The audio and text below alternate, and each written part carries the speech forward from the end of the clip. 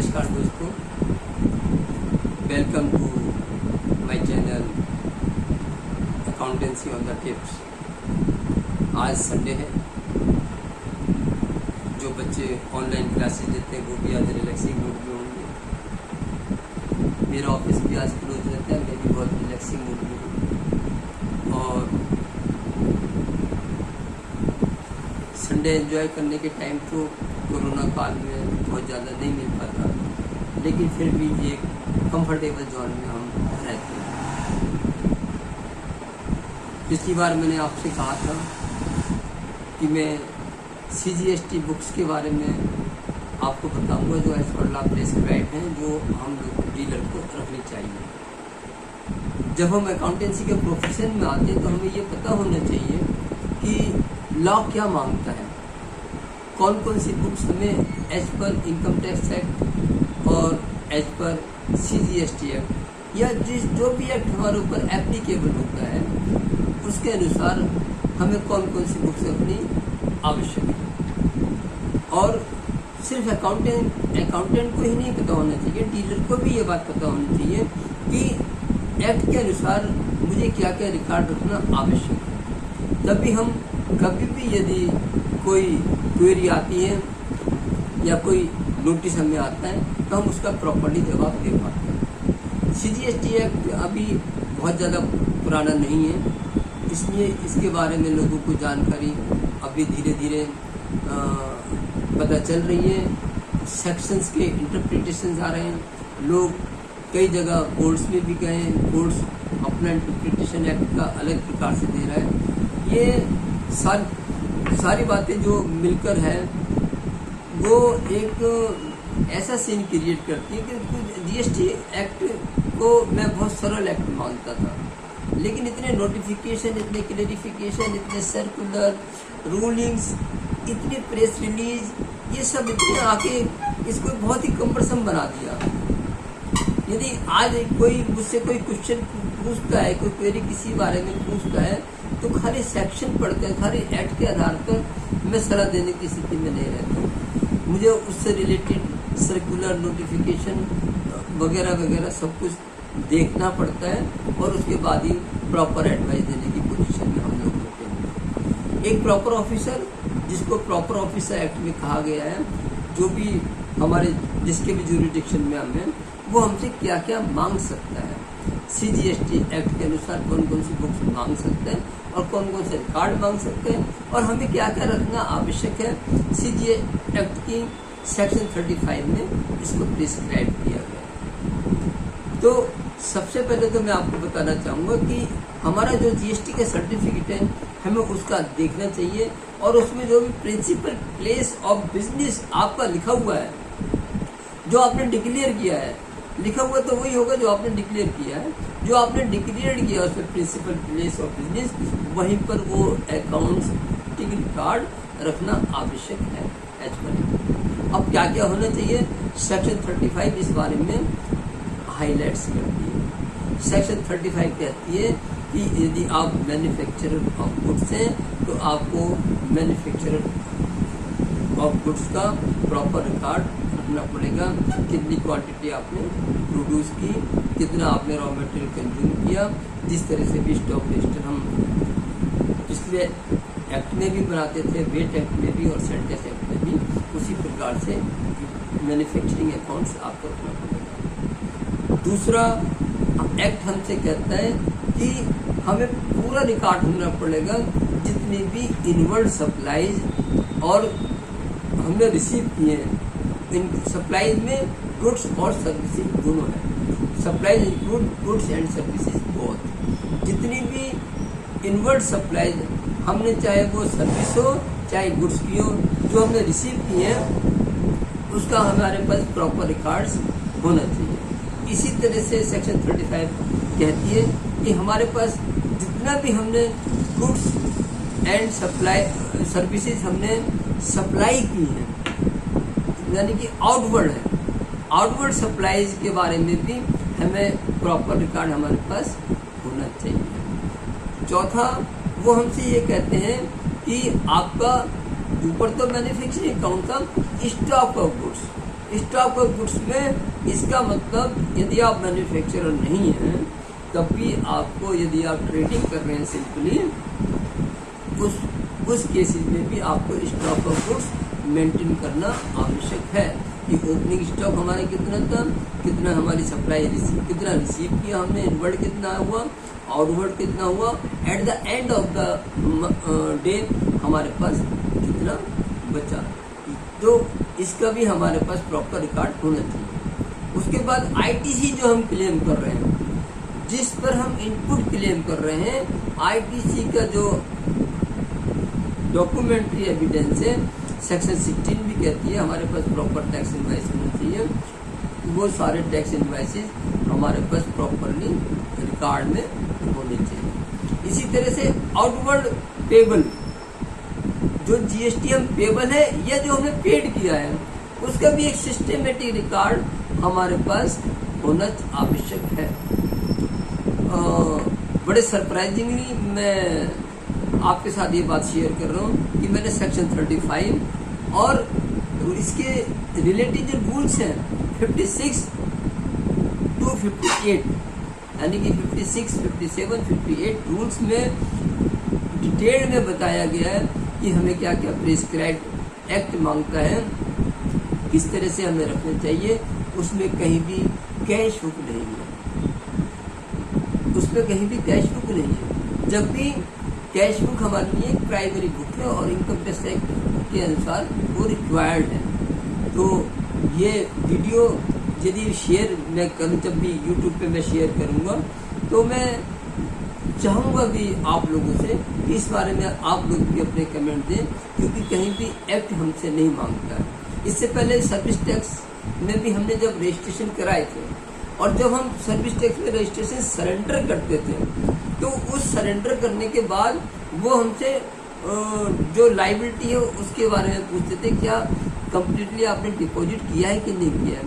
तो कभी भी सर्विस टैक्स डिपार्टमेंट ने हमसे कैश बुक कभी भी नहीं मांगी। तो मुझे लगता है कि उसी पैटर्न पे जीएसटी एक्ट, सीजीएसटी एक्ट में भी ये कैश बुक कहीं भी प्रिस्क्राइब नहीं है। हाँ, इतना आवश्यक है कि हमने एडवांसेस जिन जिन पार्टी से रिसीव किए हैं उसका एक प्रॉपर रिकॉर्ड हमारे डीलर के पास होना चाहिए, यानी कि उसका पूरा विवरण हमारे पास होना चाहिए, क्योंकि एडवांसेस पर liability attract as per act होती है, जो कि अभी डेफर्ड है, लेकिन निश्चित रूप से कभी भी इम्पोज हो सकती है। तो हमें एडवांसेस रिसीव्ड हुए हैं उसका एक प्रॉपर रिकॉर्ड हमारे पास होना चाहिए। अब एक इम्पोर्टेंट बात मैंने सेक्शन 35 में और देखा। सेक्शन 35 ये भी कहता है कि यदि हम चाहे रजिस्टर्ड हैं या रजिस्टर्ड नहीं है, चाहे हम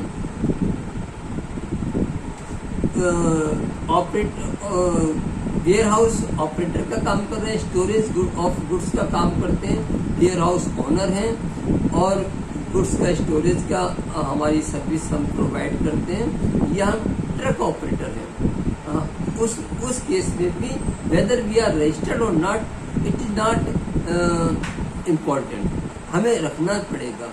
हमें वो कंसाइनर और कंसाइनी की पूरी डिटेल जितने भी हमारे ट्रक ऑपरेटर भाई हैं उन सबको रखनी चाहिए और कभी भी मांगी जा सकती है। तो इस बारे में बहुत ज़्यादा निश्चित होकर बैठने की जरूरत नहीं है कि हमने तो रजिस्ट्रेशन लिया ही नहीं है और हमें रिक्वायर्ड ही नहीं है। कभी भी आपसे कंसाइनर और कंसाइनी की डिटेल प्रॉपर ऑफिसर यदि कुछ डाउट होता है तो वो आपसे मांग सकता है, और आपके पास वो ट्रांसपोर्टर के केस में रखनी चाहिए कंसाइनर और कंसाइनी की डिटेल। और जो हम वेयर हाउसिंग का जो काम करते हैं, जो गुड्स स्टोरेज का काम करते हैं, उन्हें भी स्टोरेज के बारे में प्रॉपर डिटेल जो भी प्रिस्क्राइब फॉर्मेट है उसके अनुसार उन्हें रखने आवश्यक है। सेक्शन 35 में जैसे कि मैंने आपसे कहा कहीं भी नहीं लिखा है कि हमें ये कैश बुक रखनी चाहिए। तो कैश बुक के बारे में हालांकि वो हमारा एविडेंस है हमारे पास, क्योंकि बहुत सारे कई बार सर्च एंड सीजर के केसेस होते हैं, और जब सर्च एंड सीजर के केसेस होते हैं तो उस समय क्या होता है कि हमें बहुत सारी चीज़ें प्रूफ करनी पड़ती हैं। यानी कि मानो सपोज करो जो RCM अट्रैक्ट हो रहा है, जो भाड़ा हमने रिसीव किया है या भाड़ा हमने जो पेमेंट किया है, पेड किया है, RCM की लायबिलिटी अट्रैक्ट होती है, तो वो डॉक्यूमेंट्री एविडेंस तो है, हालांकि बिल्टी से भी वेरीफाई हो सकता है, लेकिन कैश बुक प्रॉपर बताएगी कि आपने भाड़ा पेड किया है या नहीं किया। तो कैश बुक एक एविडेंस का काम तो करती है। मैं ये सलाह नहीं देता कि क्योंकि इनकम टैक्स एक्ट मांग रहा है आपसे, और इनकम टैक्स एक्ट में यदि आप 44 AD के अनुसार अपना रिकॉर्ड मेंटेन कर रहे हैं, रिटर्न फाइल कर रहे हैं, तब भी मेरी आप लोगों को ये सलाह है कि आप कैश बुक और लेजर प्रॉपर तरीके से मेंटेन कीजिएगा। भले ही आप अपनी इनकम टैक्स की return as per section 44 AD या एज पर सेक्शन 44 ADA या 44 AE किसी भी तरह से आप क्लॉज में जाके वो रिटर्न फाइल कर रहे हैं अपने समय को बचाने के लिए, लेकिन हम प्रॉपर कैपिटल बिल्डअप तभी कर पाएंगे जब हमारे पास कैश बुक लेजर मेंटेन होंगे। हम प्रॉपर डिस्क्लोजर भी हमारा यदि जो जो चीजें वो मांगता है इन सेक्शन के अनुसार हम तभी फर्निश कर पाएंगे जब हम proper records cash book ledger वगैरह मेंटेन करते हैं। तो इसलिए वो आवश्यक है और हमें मेंटेन करनी ही चाहिए और प्रॉपर तरीके से मेंटेन करनी। फॉर्म रूल्स 56 और 57 और 58 में इन्हीं चीजों को रिपीट किया गया है काफी हद तक कि हमें ये सब चीजें जो सेक्शन 35 कहती है वो आपको रखनी आवश्यक है, और रजिस्टर्ड ऑफिस में रखना, जो डिक्लेयर्ड रजिस्टर्ड ऑफिस है वो रखनी आवश्यक है। इस बारे में कब तक रखनी चाहिए हमें books of accounts? Books of accounts हमें कब तक रखनी चाहिए, तो वो उस बारे में एक्ट ये कहता है कि जो भी हमारा अकाउंटिंग ईयर है, सपोज कीजिए अकाउंटिंग ईयर हमारा 20-21 चल रहा है, 20-21 का जब भी हम एनुअल रिटर्न भरेंगे, एनुअल रिटर्न भरने के 72 मंथ तक आपको CGST एक्ट के अनुसार अपना बुक्स ऑफ अकाउंट्स रिकॉर्ड रखना कंपल्सरी है।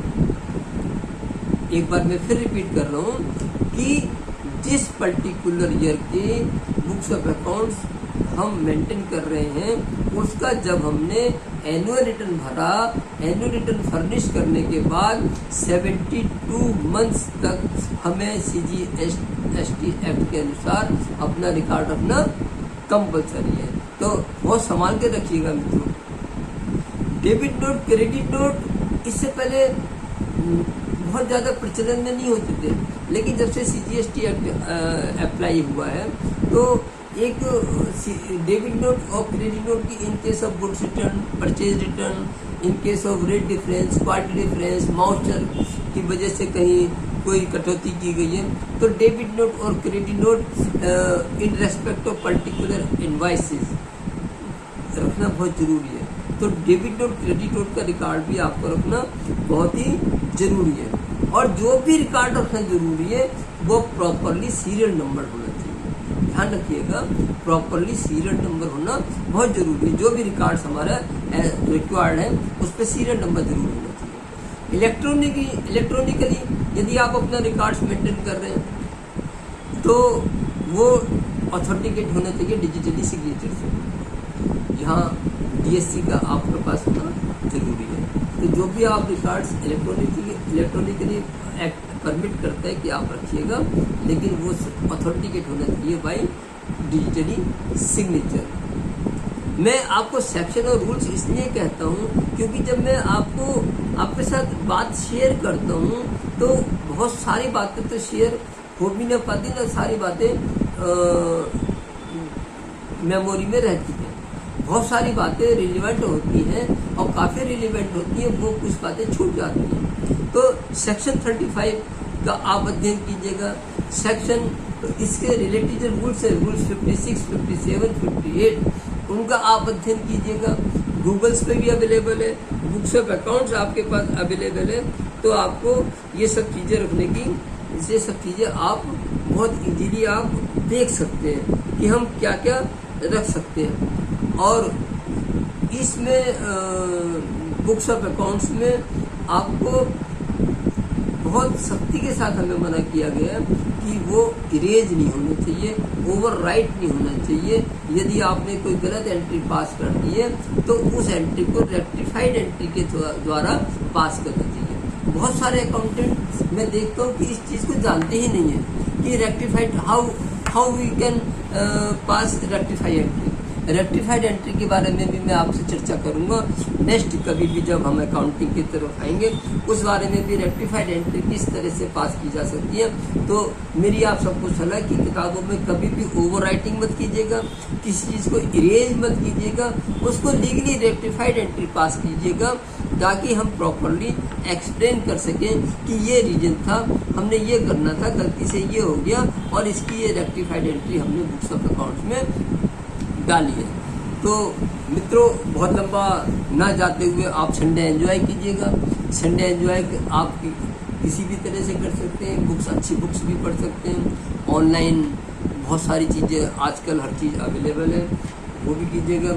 लेकिन इस बीच में एक बात का ध्यान रखिएगा, मेरे इस यूट्यूब चैनल को सब्सक्राइब करना मत भूलिएगा। सब्सक्रिप्शन जितने ही बढ़ेंगे उतना ही मैं मोटिवेट हूँगा, और जितना मोटिवेशन मेरा बढ़ेगा तो उत्साह के साथ मैं और अच्छी तरह से प्रिपेयर होकर मैं आपके साथ अपनी बातें शेयर कर पाऊँगा। मेरा भी कहीं ना कहीं इन चीज़ों से स्वार्थ जुड़ा हुआ है। मैं ये क्यों कर रहा हूँ, इससे स्वार्थ मेरा भी जुड़ा हुआ है, क्योंकि एक तो मेरी मेमोरी रिकॉल होती है, और जब मैं किसी टॉपिक को आपके साथ शेयर करता हूँ तो थोड़ा बहुत हल्का फुल्का मैं उसकी स्टडी भी करता हूँ, और जब स्टडी करता हूँ तो मेरा भी ज्ञान वर्धन होता है।